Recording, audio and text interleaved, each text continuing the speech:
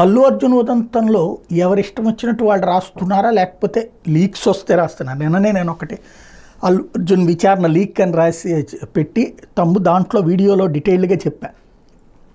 ఎవరిష్టం వచ్చింది వాళ్ళు రాయడమే, ఫైనల్గా జరిగేది ఇదే అని. ఇవాళ పత్రికలు చూస్తే అదే కోణంలో కనబడుతున్నాయి. ఎవరి కోణంలో నుంచి వాళ్ళు తీసుకుని వచ్చారు.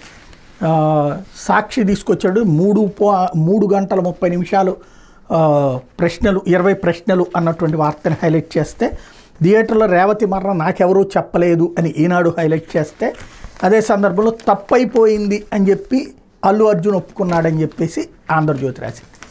ఎవరిది నిజం? తప్పైపోయిందని ఒప్పుకుంటే తీసుకెళ్ళి ఆయన జైల్లో పెట్టాలి, అరెస్ట్ చేయాలి. Very simple logic. ఇక్కడ జరిగేది ఏంటయ్యా అంటే, నేను మొన్నటి నుంచి చెప్తున్నాను, ఇప్పటికీ చెప్తున్నాను. సాధారణంగా పోలీస్ డిపార్ట్మెంట్ మామూలుగా పర్మిషన్ లేకపోతే ఆపేస్తుంది. పోలీసులు లైట్ తీసుకున్నారు. ఎందుకని? మామూలుగా ఏదో సినిమాకి దానికి జరుగుతోందిలే అన్నటువంటిది. అక్కడికి వెళ్ళిన తర్వాత ఈ బౌన్సర్ల హడావిడి లేదా ఈ పర్మిషన్ లేదన్నది థియేటర్ యాజమాన్యం చెప్పలేదు, బౌన్సర్లు చెప్పలేదు, మేనేజర్లు చెప్పలేదు. అతనికి తెలిస్తే వెళ్తాడా? తెలిసి వెళ్తే ఖచ్చితంగా తప్పే. నేను అడిగినప్పుడు తెలియదు, చెప్పలేదు, అదే జరిగింది.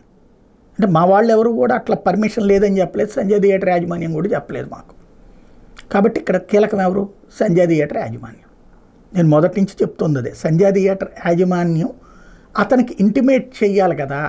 రెండవ పాయింట్ వచ్చేటప్పటికి, ఒకవేళ అట్లా కాదనుకున్నప్పుడు పోలీసులే మీరు కదలడానికి వీల్లేదు అని చెప్తే ఆగిపోవాలి కదా. చెప్పారా పోలీసులు?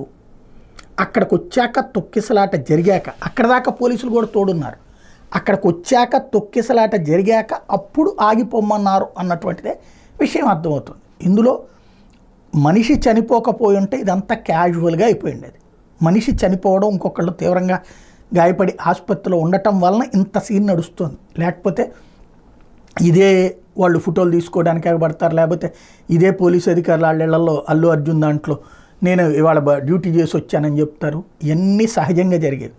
ఫైనల్గా ఇందులో రాజకీయం దూరడం వల్లనే ఇంత రచ్చ. పత్రికలు వాళ్ళ రీడర్షిప్ పెంచుకోవడం కోసం ఎవరి కోణాలు వాళ్ళు రాసుకురావడం నడుస్తుంది.